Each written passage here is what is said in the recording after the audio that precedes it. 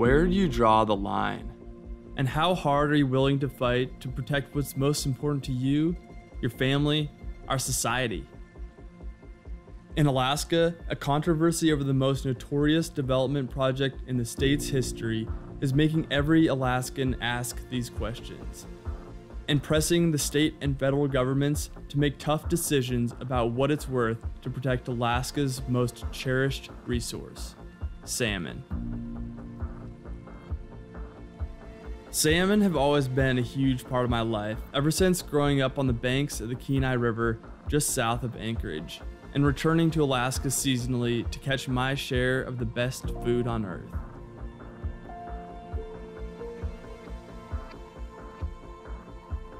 I've heard legends of the relatively nearby but hard to access Bristol Bay watershed, and have always wanted to witness the truly epic return of fish to this region firsthand. In 2018, the fear of a turn in history that could set a terrible precedent for Alaska finally brought me and some of my close friends to visit Bristol Bay.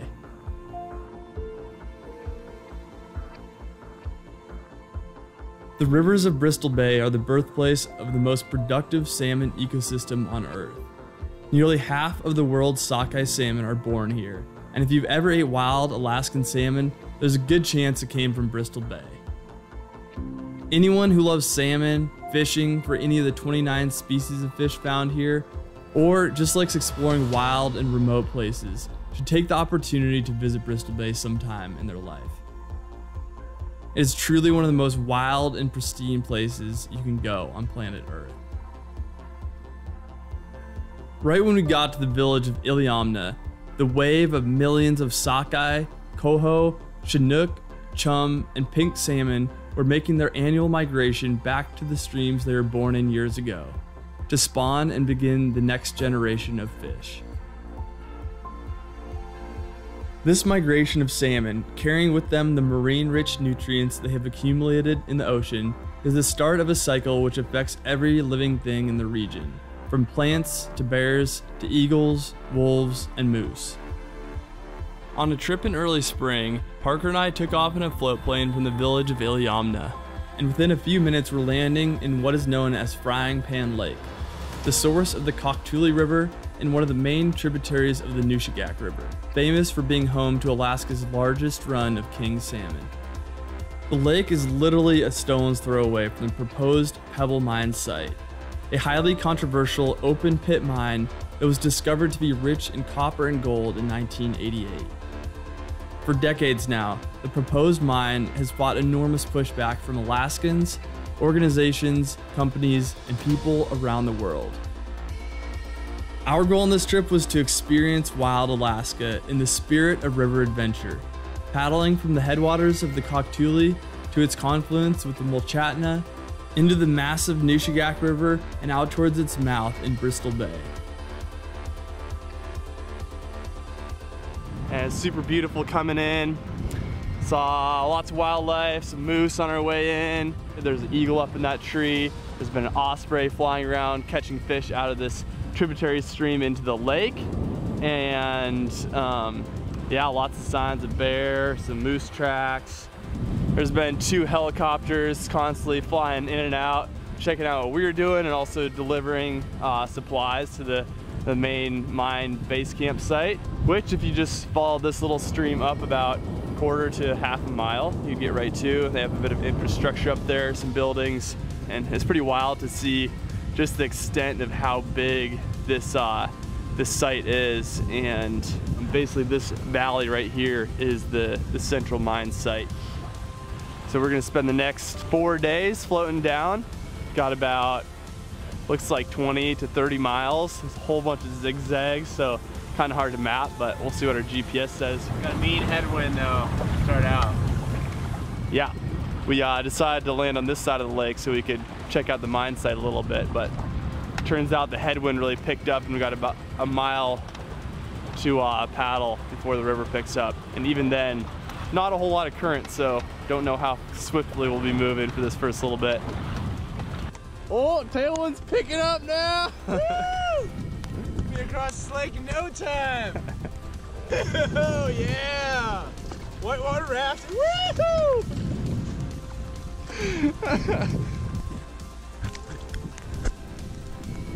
Now we're rafting. We're going 6, 7 miles an hour. 6, 7, 8, 9. Who knows? We're moving. About 3 hours later, we just made it to the end of the lake. Mew. And still having fun. We found ourselves a little beaver den here. So first camp. Crawl inside and call it a night. As we got closer to the start of the river, we saw 2 eagles perched on top of a ridge, looking over the lake and the beginning of the Koktuli. Walking up to see the eagle's perspective on top of the rolling hill, we immediately noticed the piles of salmon bones the eagles had left here, the sign of last year's return of salmon to their spawning grounds.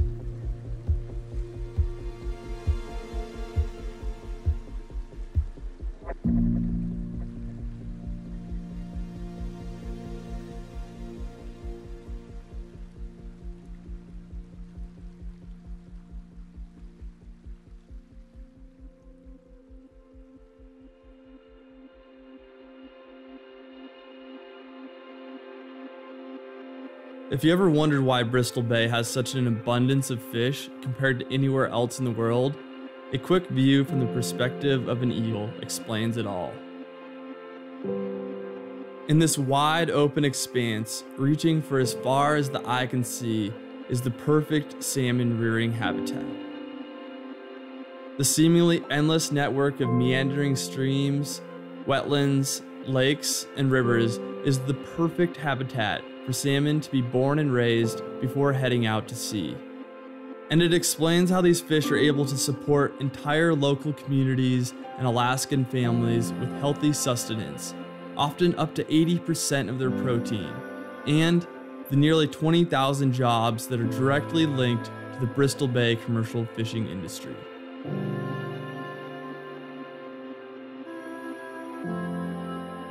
This fishing industry is closely regulated by the state of Alaska to ensure that healthy numbers of salmon return every year by only allowing the harvest of a certain amount of fish and only at certain times of the day to ensure genetic diversity.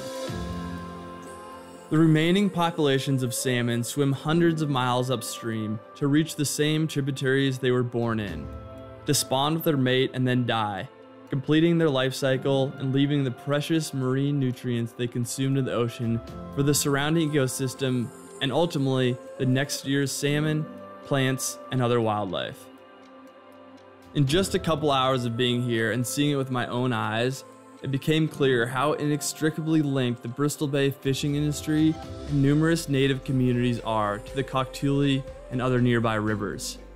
And it became obvious why an open pit mine the size of Pebble, placed in the headwaters of one of the most important Bristol Bay drainages, has raised so much opposition from local communities, Alaskans, and folks around the world.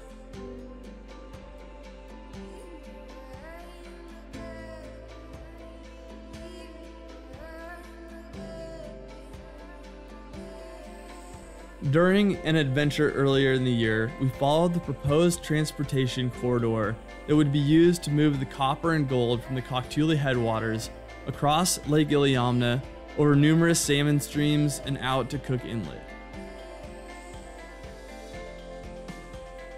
Lake Iliamna is the largest lake in Alaska and one of the largest in the US, and is also home to one of only 2 populations of freshwater seals. Because it completely freezes over in the winter, ice-breaking ships would be required to operate throughout the winter.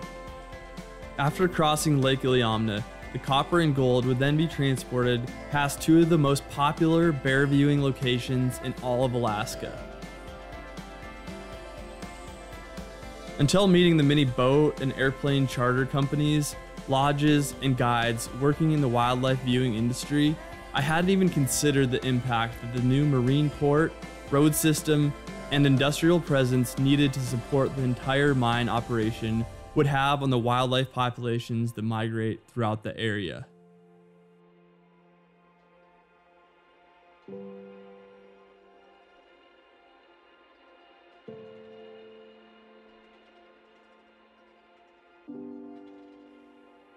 The current proposed transportation corridor borders both Katmai National Park and McNeil River State Game Sanctuary, two world-famous locations for bear viewing that support a multi-million-dollar annual industry.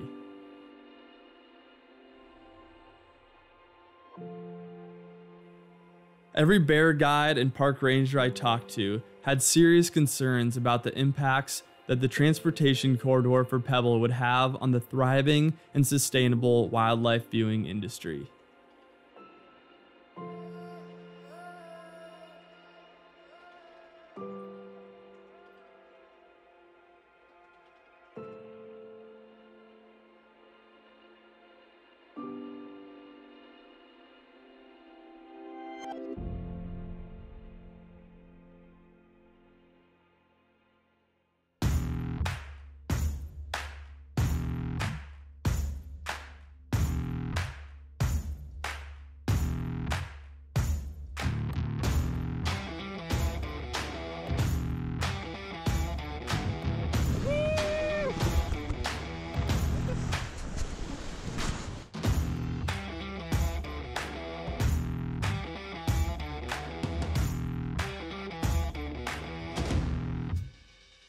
After our early spring adventure down the headwaters of the Koktuli, we returned later in the summer, at the same time that the millions of salmon would be migrating back upstream to their spawning grounds. This time, we came equipped with a bigger raft and two more friends, Miranda and my brother Todd. Our goal? To enjoy wild Alaska, explore the rest of the Koktuli, and document its vital role as the spawning grounds for the salmon of Bristol Bay.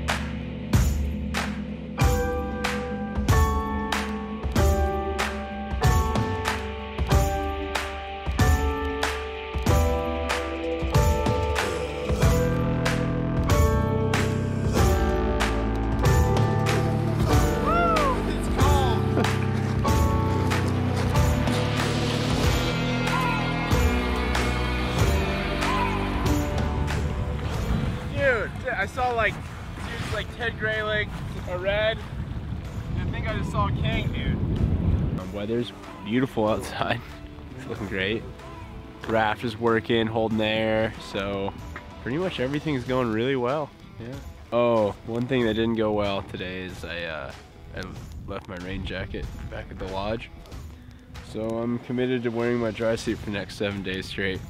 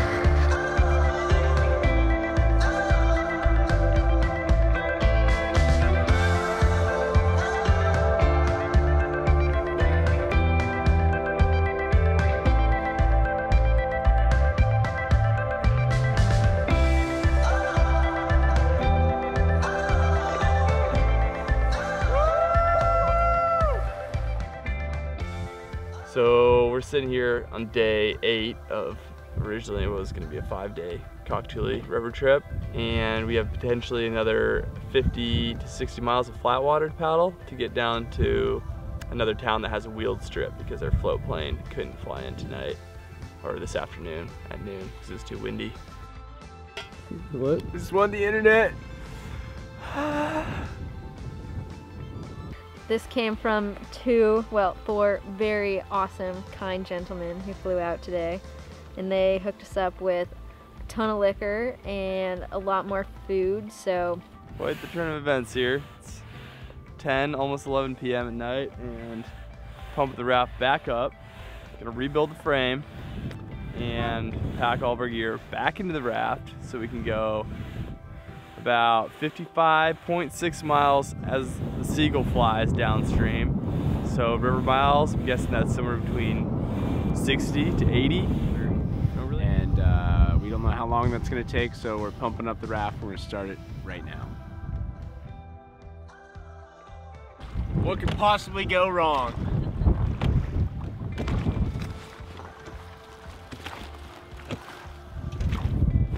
Oh yeah! Dude, we got a wake going. I can't see anything where we're going, but We're going. we're going. Steer with this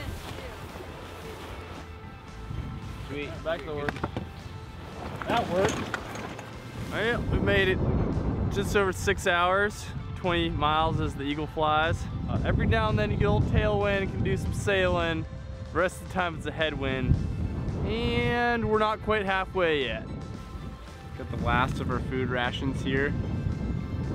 That was so generously gifted to us yesterday, otherwise we'd be totally out of food, but now it's sufferfest.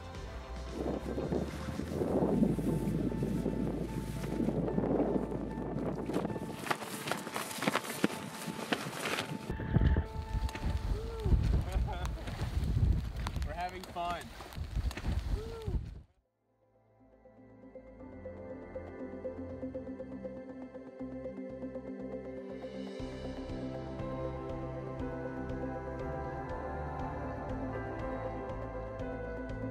What I love about Alaskans is that it doesn't matter what side of the political aisle you're on. We all share the same core values of this state. Access to truly wild places, the abundance and careful management of fish and game to harvest and feed our families with, and an economy that is fueled by the fishing industry and sharing the wild Alaskan experience with tourists from around the world. In Bristol Bay alone, there are around 14,000 people working in the fishing industry, with thousands more jobs created in relation to the industry. Around $1.5 billion is generated every year from the sustainable and indefinite industry. In comparison, Pebble Mine would only create between 750 to 2,000 jobs for temporary construction work and then decline during operations. Pebble says they would produce around $1 billion of revenue for the state of Alaska annually, with only a 20-year lifespan of the mine. And the majority of its profits would go to foreign countries. Not considering all of the other social and environmental problems associated with the mine, the economics and job security alone versus the risks of Pebble Mine are enough for 70 to 80% of Alaskans to be strongly opposed to the development of this project. As the majority of fishermen, hunters, biologists, and native Alaskans will tell you, we're not against mining, but this is the wrong mine in the wrong place.